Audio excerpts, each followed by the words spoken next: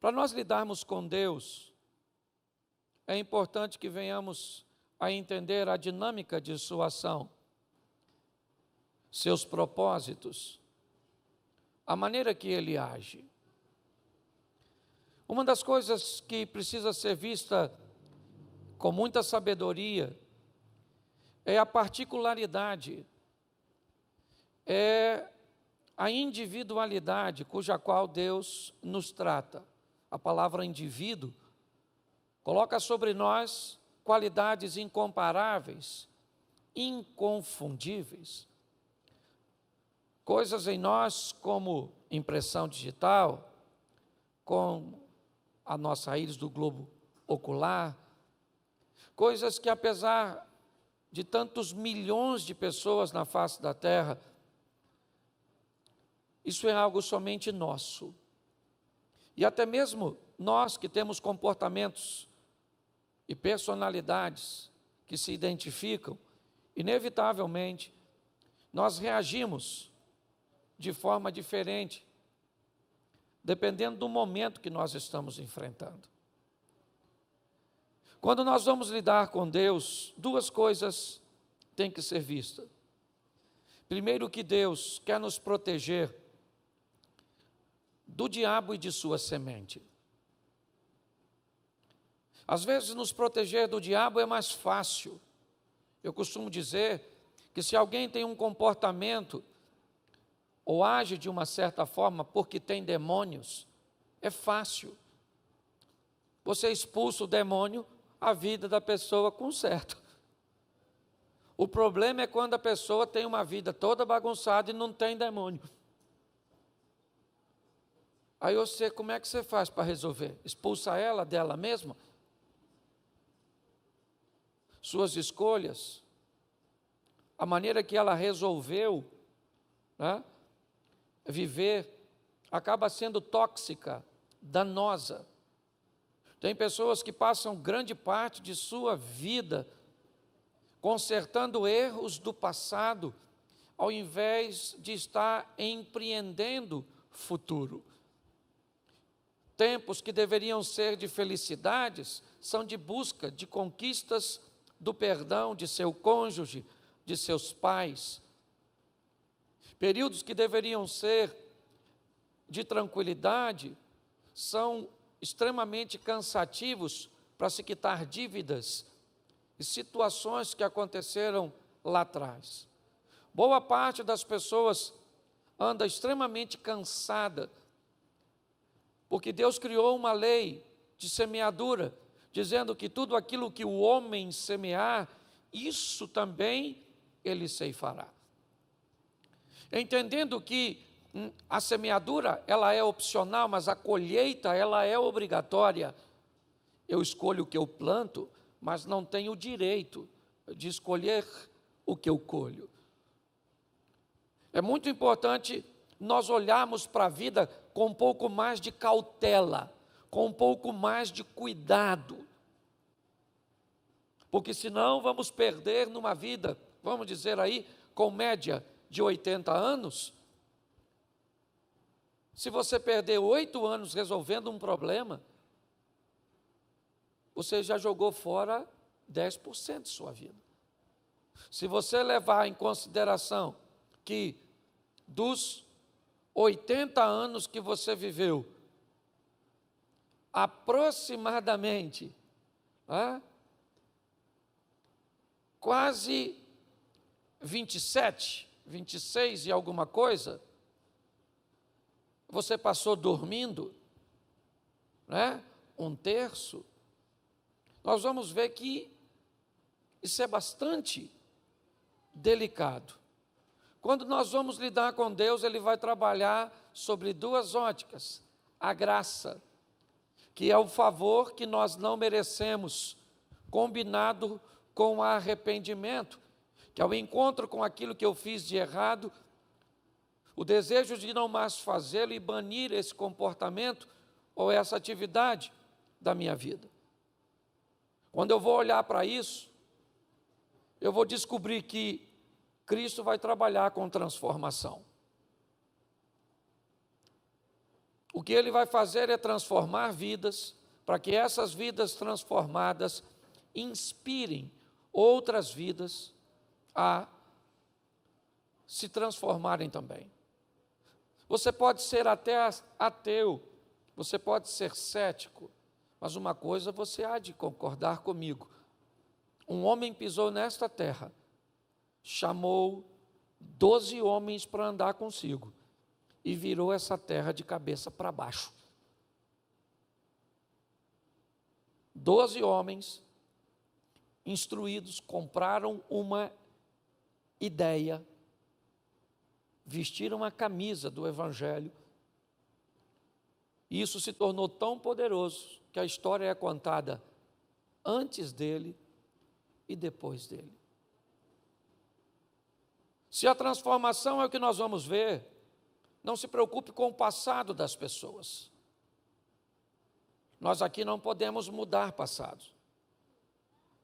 Aqui eu não posso consertar um divórcio que aconteceu. Aqui eu não posso consertar uma mágoa que alguém te fez. Nós não temos poder sobre o passado neste lugar. Nosso propósito é influenciar seu presente, para que você faça escolhas assertivas que vão mudar seu futuro. Trabalhamos com a fé, é verdade, e por mais pausada que seja o meu discurso nessa fase inicial, eu preciso que você entenda que aqui tem muita fé. Uma fé de tal maneira que consegue vencer coisas que os nossos relacionamentos e as nossas conexões não podem. O que nós procuramos é influenciar as pessoas para que elas vivam um estilo de vida onde retornem para o seu cotidiano e cheguem lá e causem preocupação. O que nós queremos é que você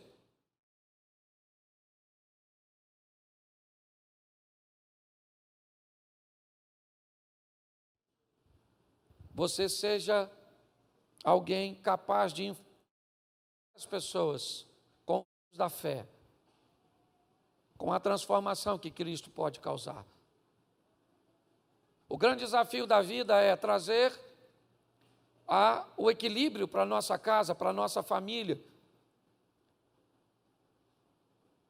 E o Evangelho ele é impecável, mas às vezes o comportamento de algumas pessoas acabam afastando as pessoas do Evangelho. Eu quero te mostrar que para Deus não importa quem você foi. Você matou, você roubou, você traiu, você mentiu, você destruiu a vida de alguém ou teve a sua vida destruída por alguém. Alguém abusou de você, foi isso. Alguém abusou da sua confiança. Eu não sei o que você traz consigo, eu sei que você não está limpo. Quem está limpo aqui é a Gabriela e alguns próximo à idade dela, mas o restante de nós, todos, temos alguma coisa em nós, sujeiras, problemas, mágoas, ressentimentos, questionamentos, e é isso. Nós queremos respostas. Quando nós vamos olhar para o texto que eu vou mostrar a você agora, provavelmente ele é mais um dos textos complexos. Por quê? Porque não segue o padrão. Jesus chega simplesmente na Galileia, em Jerusalém, e ao invés de ir numa sinagoga, numa igreja, onde estavam os religiosos, homens treinados, escribas, aptos, certo? No conhecimento da palavra de Deus. E Jesus não vai ali para buscar a base de seu ministério. A ação dele é um pouco contraditória segundo os nossos parâmetros. E eu quero te mostrar uma coisa muito preciosa. Coloca João, capítulo 1. Eu vou ler bastante e vou falar pouquinho para você sair e o pessoal entrar. João 5. É isso? Isso. João 5:1, coloca para mim aí. Abra a sua Bíblia. isso.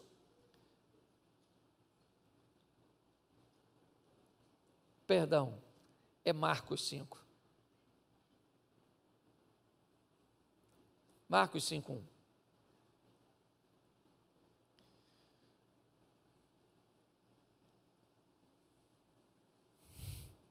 Acho que eu estou nervoso.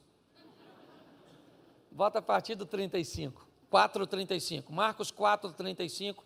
E aí nós vamos entrar no 1, que eu já estou entrando direto na história, sem mostrar para vocês o contexto. Marcos capítulo 4, verso 35. E naquele dia, sendo já tarde, disse-lhes: passemos para outra banda.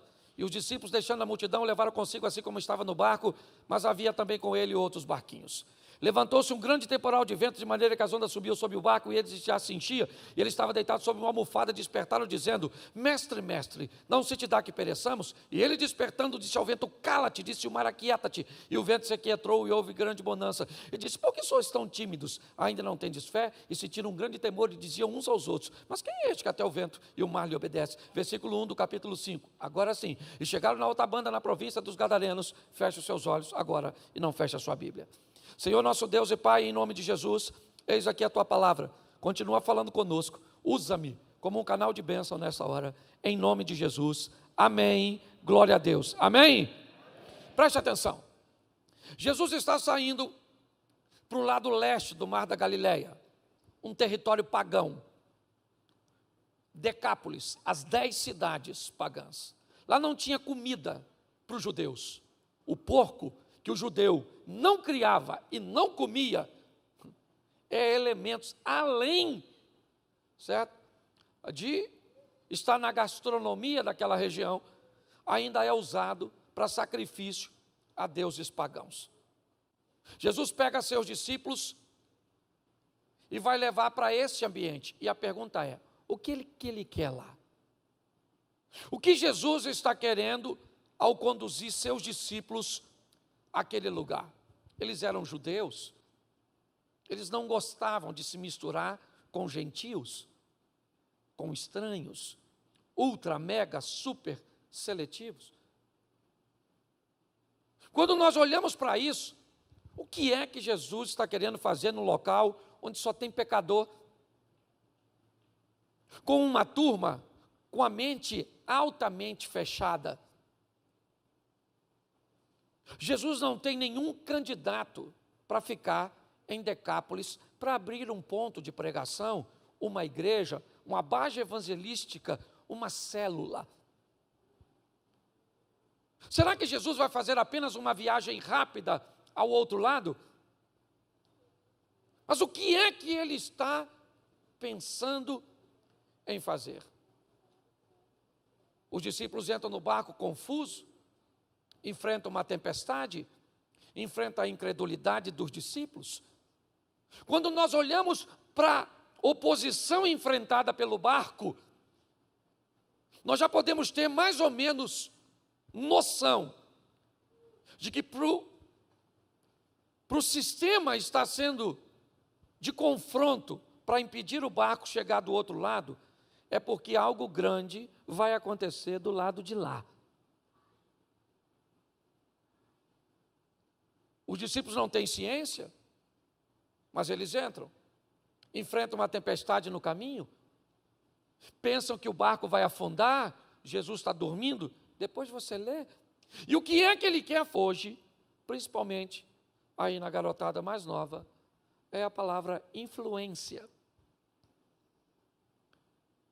Vamos pegar hoje pessoas que ganharam muito dinheiro, que se tornaram influências na rede social. Felipe Neto. Aqui não está em jogo se o conteúdo é bom ou ruim, só estou dando a informação. O Whindersson Nunes e tantos outros influencers, pessoas que estão ganhando dinheiro, influenciando pessoas. Quando eu olho para isso, me parece que Jesus já usava isso há muito tempo.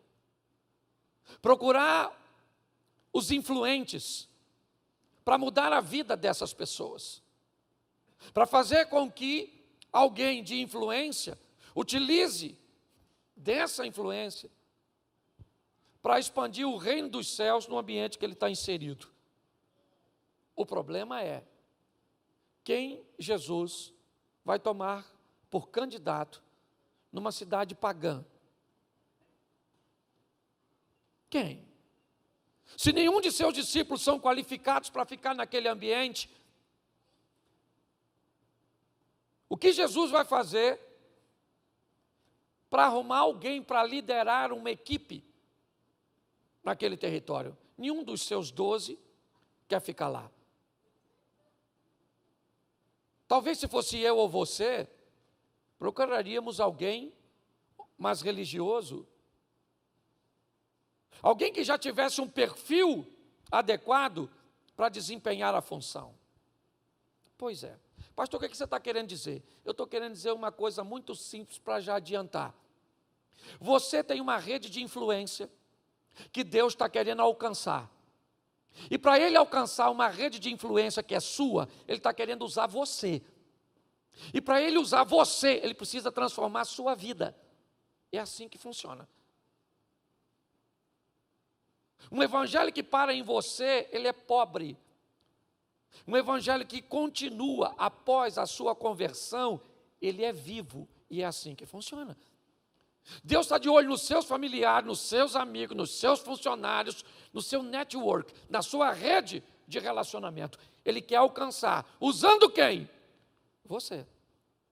Porque você é capaz de alcançar pessoas que eu não sou. Por que é que você acha que tem uma igreja que bota véu na cabeça e a gente não bota? Por que é que você acha que tem igreja que fala língua estranha e tem outra igreja que acha estranho falar língua estranha? Por que você acha que tem igreja que só canta o hino e outra igreja não canta o hino? Uns cortam o cabelo, outro não corta o cabelo. Uns usa calça comprida, outro não usa calça comprida. Porque quem usa calça comprida tem que ir para o céu, sim ou não? Sim ou não? E quem usa saia? E quem corta o cabelo? E quem não corta o cabelo? E quem acha estranho falar língua estranha? E quem fala língua estranha? Então tem que ter gente para alcançar todo mundo. Então pare, ninguém pergunta por que na rua tem tanto boteco. Por que tem um boteco ali e o outro ali? Ninguém pergunta, agora todo mundo quer saber porque tem um montão de igreja. Porque tem gente de tudo quanto é gente. Louvado seja Deus, que é para ninguém ir para o inferno. Mas tem uns teimosos que vão. Você está rindo, mas é sério. Então preste atenção nisso aqui. Os discípulos acabaram de chegar, eles estão assustados, quase morreram afogados, não estão entendendo o que estão fazendo ali. Quando ele acaba de chegar com o barco, sai um camarada correndo na direção deles. O cara está todo machucado, gritando e pelado. Pensa na visão do inferno. Aquele cara correndo, peladão. E o discípulo deve ter pensado, gente, nem me refiz do susto que levei. E lá vem outro. A última coisa que eles pensariam é que Jesus está ali por causa daquele cara. Por quê? Porque ninguém estaria. Esse é o problema. O modelo que nos ensinaram muitas vezes, quando nós nos deparamos com alguém que não segue o protocolo, que não está dentro do sistema, da caixinha, se o cara está bêbado, se ele está vestido de mulher, se ele está armado, se ele é violento, se ele é um drogado, se ele é um tatuado, se está cheio de piercing, se não tomou banho, se não cumpre o protocolo, provavelmente Jesus não tem nada a ver com ele. Nós vamos precisar romper com alguns paradigmas, porque tem muita gente que faz parte do nosso circuito, do nosso caminho, da nossa jornada, e que está precisando de nós para conhecer Jesus. Posso ouvir um amém? Não dê ninguém por perdido, porque para Jesus não tem. Ele pode salvar qualquer pessoa. Só cuidado com a sua medida, porque talvez o impossível não está no que ele pode fazer na vida do outro, Mas o impossível está sendo visto por falta da intimidade que você tem com ele. É só isso. Aquele camarada vem na direção, nu, ferido, louco. E Jesus quer ele. Por quê? Porque naquela época não tinha rede social. Lembra do influencer? Você sabe quem era um dos maiores influencers daquela época? O pelado.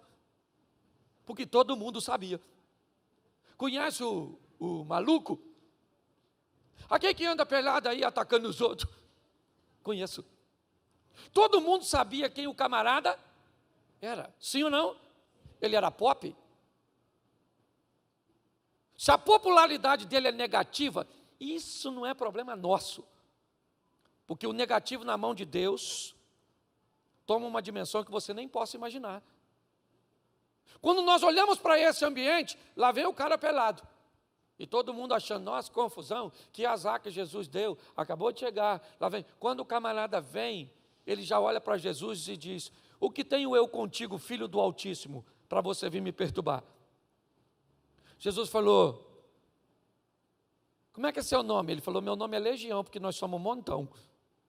Jesus falou: não quero saber a quantidade, sai dele agora. Sai dele, deixe ele vazio, saia. Porque preste atenção, Jesus só precisa de uma coisa para mudar a sua vida: que você se esvazie. Só uma coisa. Se você se esvaziar de você mesmo, de suas mazelas, de suas preocupações, de seus traumas, romper com seus paradigmas e abrir seu coração, você vai ver que não interessa seu passado.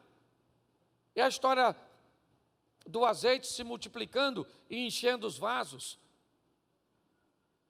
O profeta disse para a mulher: pega vasos emprestados dos seus vizinhos, porque a multiplicação de azeite vai vir a partir deste vaso. Mas o que tinha no vaso anteriormente não interessa. Se o vaso tinha cachaça, se o vaso tinha cocaína, se o vaso tinha uma vida totalmente oposta, não interessa o cheiro que o vaso veio, porque a hora que Jesus encher o vaso, o passado dele cai por terra e ele está exposto ao novo estilo de vida. Então cuidado com isso. Quando nós olhamos para este homem, ele veio nu, ninguém entende nada. Jesus expulsa os demônios dele. É verdade. E agora este homem está sentado no meio, vestido, em sã consciência, conversando com os seus discípulos. Ou com os discípulos de Jesus. Quando isso acontece, o texto diz que a multidão corre para a cidade e vai avisar todo mundo que alguma coisa aconteceu com o cara que andava pelado. Alguma coisa aconteceu na vida daquele camarada. E por ele ser popular, todo mundo quer dar uma olhada nele. Quer ver o que aconteceu. Por quê? Porque todo mundo sabe quem ele é. É claro para todo mundo que ele não vale nada. Ou pelo menos não valia. Você quer trocar o rótulo e colocar isso na atualidade? É fácil. Ele não tinha nem nome. Ele é o gadareno, o nu, o louco, o maluco. O perigo para a sociedade. É isso que ele é. Você quer trocar o nome? É fácil. É só tirar o de alguma pessoa que só fica fofoqueira. É só tirar o de alguma pessoa que só fica caloteiro, só fica mentiroso, só fica grosso, traidor, adúltero, vadia. É isso. Dependendo do que tira, o que sobra é um gay, um homossexual. É isso. O que as pessoas fazem é simplesmente rotularem outras numa linha ultra, mega, super pejorativa. O que nós estamos olhando é para um homem que todo mundo dava a ele como perdido, mas o amor de Deus chegou para aquele homem na pessoa de Cristo Jesus. Mas não é fácil. Você acha que um banho, uma roupinha limpa e a perda de um mau cheiro é o suficiente? Não é não. O grande desafio das pessoas que se convertem ou que buscam se converter é não entenderem que entre a conversão e a concretização, o estabelecer da palavra de Deus, existe um processo que ele é rapidinho para nós conversarmos, mas ele demora um pouco na hora de ser colocado em prática. Agora todo mundo que olha para ele, quem é aquele? Aquele é o cara que andava pelado, mas agora está vestido. É o louco que andava gritando, mas agora está falando baixo. Nossa, é ele mesmo? É. Mas e aí? É só isso? Não. Porque deixa eu te falar uma coisa. Se Jesus vai mudar Decápolis através de um homem, vai ter que dar a esse homem a coisa mais preciosa que um homem tem na vida: crédito, credibilidade, coisas que as pessoas não gostam de nos dar. Quem aqui já jogou boleba de gude? Levante a mão. Isso. Quando suas bolebinhas acabavam, o que você tinha que fazer? Você fazia o quê? Saía porque os seus créditos acabaram. Talvez seu casamento esteja acabando hoje por falta de crédito. Talvez seus pais não confiam. Meus pais não confiam em mim, não me deixam em lugar nenhum, não me deixam fazer nada. Por que que não deixa? Porque você acabou com os créditos que você tinha. Por que é que nenhuma instituição bancária oferece crédito para a sua empresa? Porque você não tem crédito. Você pegou o que você tinha e jogou fora. Quando nós olhamos para isso aqui, nós vamos descobrir, se eu quero viver com Jesus, eu vou ter que entender que muitas vezes eu acabei com os meus créditos. Mas ele vai me emprestar aquelas 3 bolebinhas que me coloca de volta na brincadeira, que me dá a oportunidade de tentar novamente. Por isso que o nome da igreja é Recomeçar, de fazer novamente, mas agora de uma forma assertiva, fazendo um reposicionamento, trazendo para si um estilo de vida equilibrado, porque muita gente não consegue prosseguir na sua caminhada, porque acha que entrou, levantou a mão, e agora todo mundo na sua casa vai olhar com você. Nossa, você traía, aí chega em casa depois do culto, veio aqui e aceitou Jesus. Mulher! Ela fala, aceitei Jesus. Ele te aceitou? Você aceitar ele é fácil. Difícil é ele te aceitar sabendo quem você é. Agora eu sou um novo homem. A mulher olha e diz, por enquanto só você acredita nisso. Porque você vai precisar retomar a credibilidade novamente. Se você quer ter uma caminhada com Deus segura, firme, aprenda que para andar com Deus você tem que ter crédito, tem que ter moral, melhor dizendo. Hoje nós ouvimos falar muito, porque isso é uma falta de ética, é falta de moral. Resumindo, a grosso modo, ética é saber que está errado, moral é não cometer o erro. Hoje está assim de gente que tem muita ética, mas não tem moral nenhuma.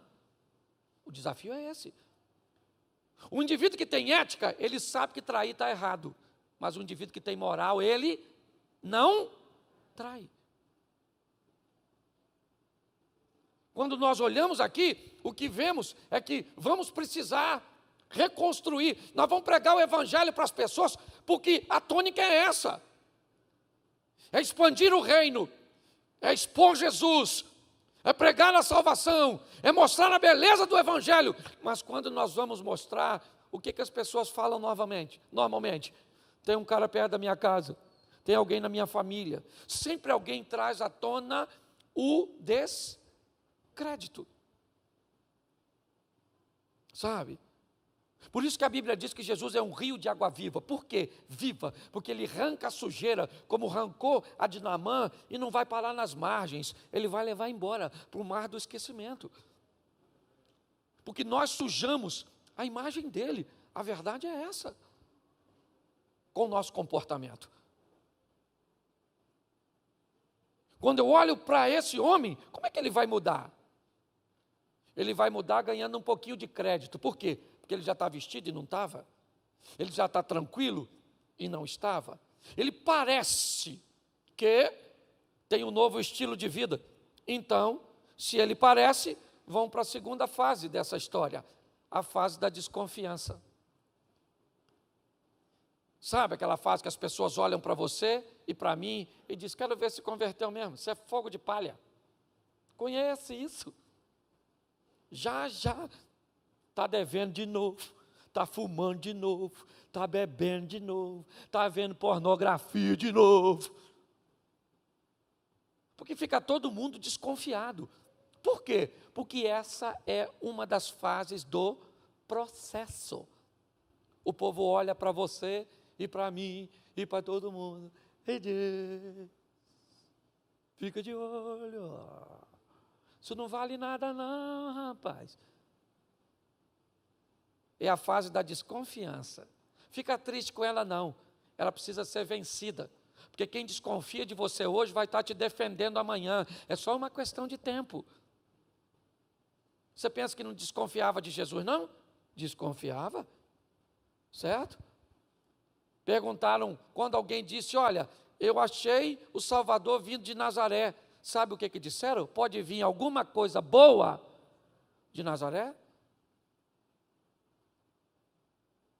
Fica todo mundo de olho. Olha, eu não sei se Mary vai lembrar disso, mas no começo do meu relacionamento com minha mulher, meu comportamento era tão ruim, que meu tio, que me criou como pai, chamou ela e falou para não casar comigo.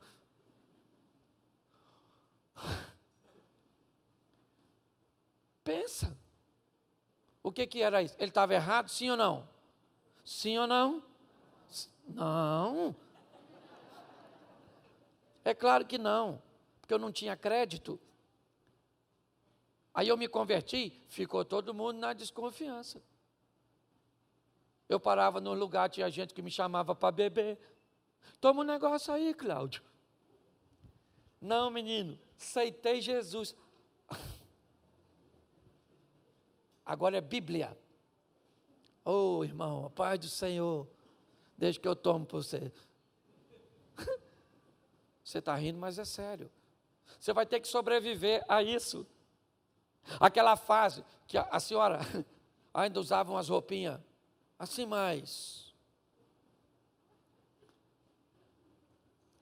fresquinha. Aí a senhora se converte e não deu para mudar o guarda-roupa, então a senhora ainda vem para a igreja. Eu falei isso aqui, esse dia eu vi uma irmãzinha na rua da igreja, de longe, falei, Jesus, é minha ovelha. Mas eu falei, arrancaram a lã dela. A irmãzinha está quase pelada, meu Deus, tem misericórdia. Você está rindo, mas é sério. Hoje ninguém entra pecador 7 horas da noite e sai santo 9 não. Isso é balela. Você tem que acreditar que Deus entrou na sua vida através do Espírito Santo, que a palavra de Deus vai entrar e que é só uma questão de tempo e vão ter que engolir o que estão falando a seu respeito. Mas você tem que dar os outros o direito de desconfiança. Olha para tu. Está lá na igreja agora. Rapaz, aqui já saiu com meus amigos tudo. Parecia roleta de ônibus. Agora está na igreja. Pois é, e aí Jesus muda. Mas não queira que as pessoas acreditem nisso de primeira. Porque você vai ter que passar para o terceiro estágio. O estágio da consolidação, do tempo. O povo vai ficar de olho em tu. 20 anos depois, eu estou atravessando aquela Praça da Mantiqueira. Eu sou nascido e criado nesse lugar. Se Deus me der graça, vou morrer aqui, nesse lugar. Louvado seja o Eterno. Eu amo Xerém. Certo? Fico com raiva quando fala que o Zeca Pagodinho é de Xerém. Porque ele não é, sou eu. O Jorginho não é de Xerém. Ninguém. Estão roubando meu título. Escute, eu amo, eu amo. Aí eu estou atravessando a rua, 20 e poucos anos depois. Um menino chamado, eu acho que era Vinícius. Quando eu atravessei a rua, que eu cheguei do outro lado, ele olhou para mim e falou assim: tu mudou, hein, Cláudio? Falei: mudei? Ele falou: mudou, rapaz. Você estava atravessando a rua, a menina lá passando, você nem olhou. O cara estava olhando, para se eu ia estar olhando, para uma menina que estava passando a rua. E eu não olhei porque não vi.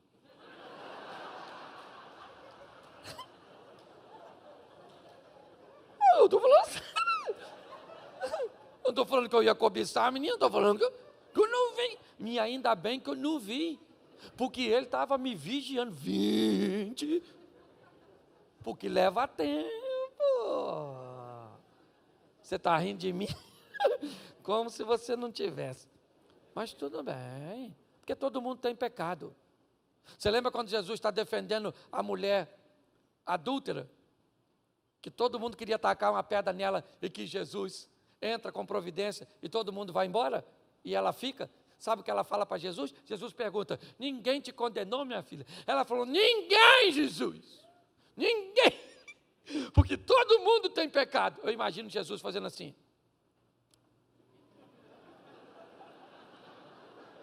Todo mundo não, fala. Eu aqui tenho moral para te dar uma pedrada. Você está rindo? Nós vamos ter que sobreviver a isso, está todo mundo. A Bíblia diz que nós estamos cercados por uma grande nuvem de testemunho. Está todo mundo de olho em tu, na sua rede social, no que você falar. Um tempo atrás, eu fui comprar um pão de bermuda. Bermuda, Abner. Cheguei na padaria. Eu conhecia a menina que ia me servir o pão. Sabia que ela era meio xiita no ambiente religioso. Aí eu me aproximei do balcão para ofuscar o campo de visão. Aí ela falou: está de bermuda, pastor? Falei: sangue de Jesus tem poder. Falei: tô, filho, eu vim aqui rapidinho, me dá o pão aí. Ela falou: nossa, o pastor assim de bermudinha.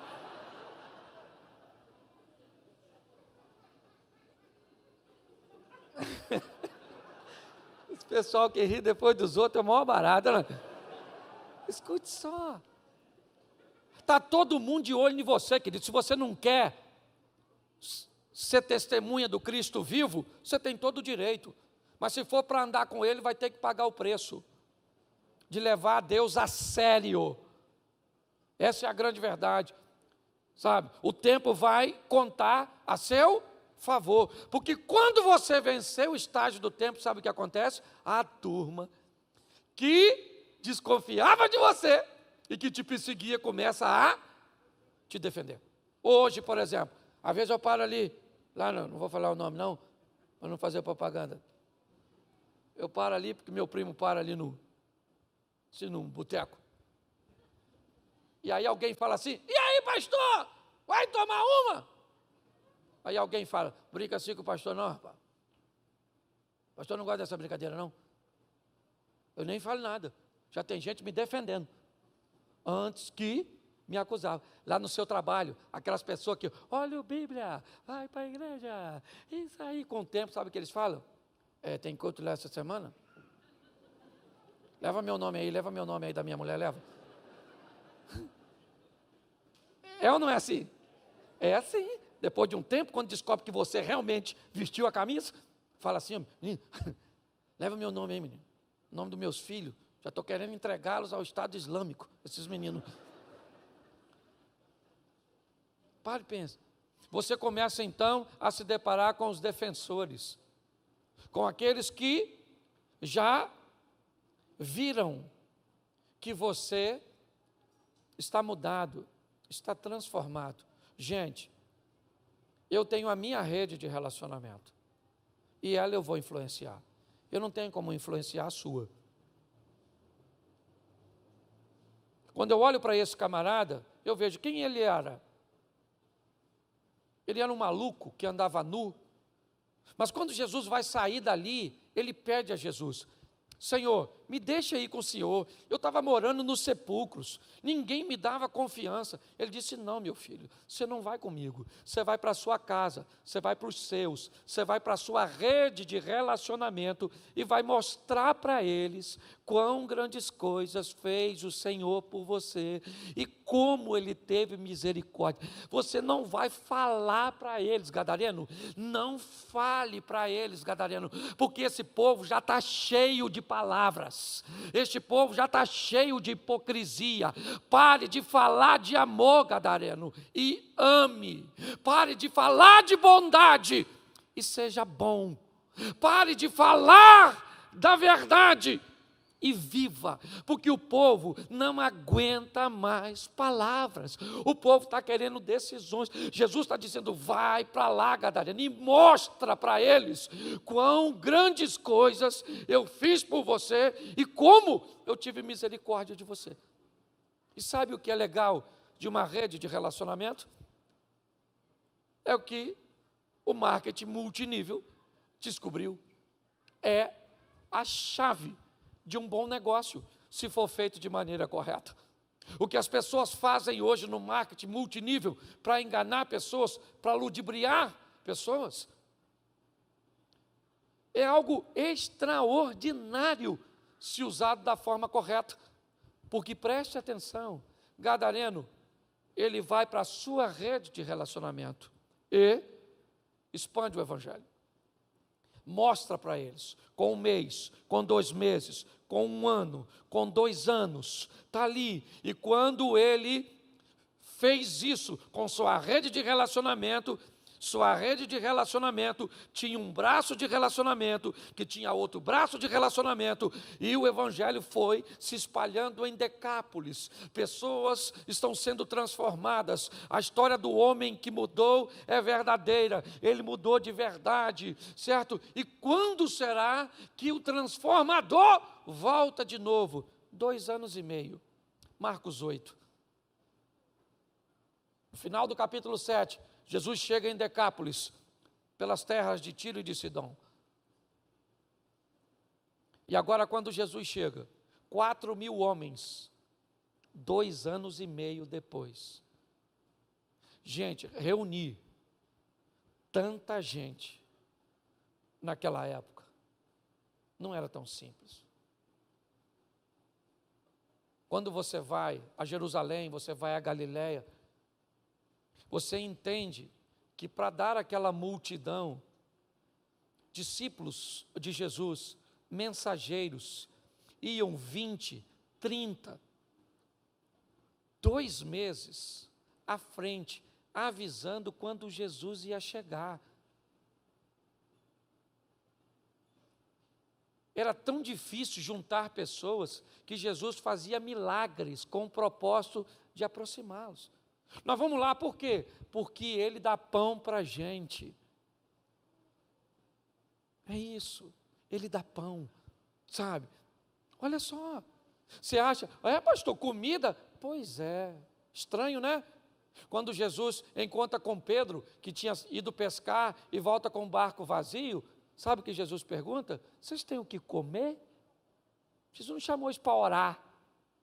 Não, vamos ler a Bíblia, não. Vocês têm alguma coisa para comer? É isso?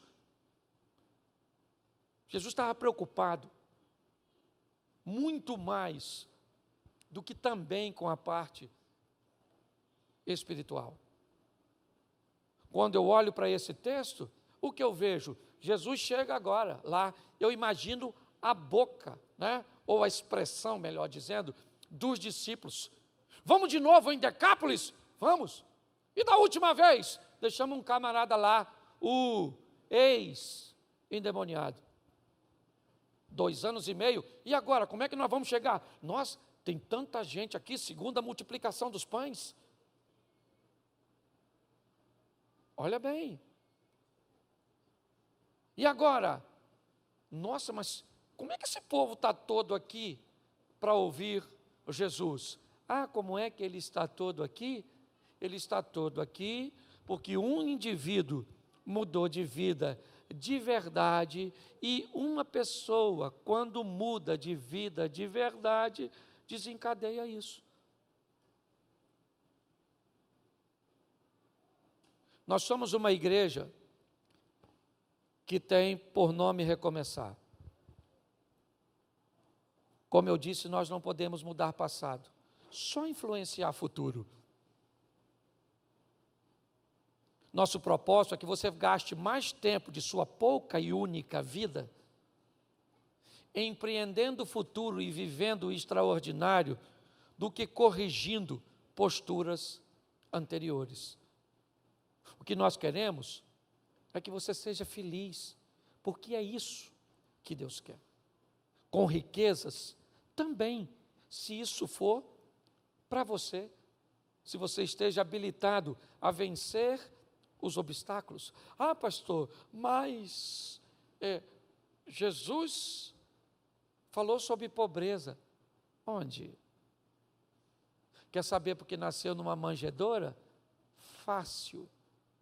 Quer saber porque nasceu num lar pobre? Fácil. Só para ser acessível. Porque se nasce num palácio, os pobres não poderiam visitá-lo. Quer saber por que nasceu daquele jeito? Porque pastores vão visitar Jesus na manjedoura e astrólogos, magos, como queiram, vão visitá-los. Quer saber por quê? Porque pastor não leva nada para Jesus quando vai visitá-lo, porque não tem recursos. Quem leva ouro, incenso e mirra são os magos, porque tem dinheiro. Jesus nasce naquele ambiente para dizer: eu sou acessível e nasci para ricos e para pobres. Ele nasce em Belém, que é terra de agricultor. E o anjo aparece no deserto, que é terra de pastor. O anjo diz para o pastor que está no deserto: vai até Belém visitar o Salvador. Sabe o que é? É pastor visitando agricultor. Terra de pastor, deserto, Belém, terra de agricultor. Lembra quem era pastor? Abel. Lembra quem era agricultor? Caim. Jesus está nascendo para unir aquilo que o pecado separou lá atrás. Nós vamos morar, segundo a Bíblia, não em palafitas no céu, mas em mansões celestiais. Então, cuidado com o que você fala, amplie sua visão, transformai-vos pela renovação da vossa mente, para que você descubra qual é a boa, perfeita e agradável. Jesus está voltando. Viva o extraordinário, o incrível, o sensacional. Essa é a nossa proposta. Posso ouvir um amém? Amém. Eu preciso que você fique de pé, feche seus olhos. Pai, em nome de Jesus, que essa palavra não se perca e que venhamos nesta noite ter a maturidade de entender que somos responsáveis pela rede de relacionamento que o Senhor nos introduziu. Desperte a nossa mente, o nosso coração a um nível de intimidade, para que possamos trazer para a tua casa, para a tua presença, pessoas que serão influenciadas, não pelo nosso conhecimento teórico, mas por uma vida prática, piedosa, cheia do teu Espírito. Que esta seja uma semana extraordinária, uma semana de boas notícias, de bons negócios. Leve o teu povo em paz, guardado por tuas mãos. Que o grande amor de Deus, nosso Pai, a graça de nosso Senhor e Salvador Jesus Cristo e as doces consolações do Santo Espírito de Deus, seja para com todo o povo do Senhor, e todos digam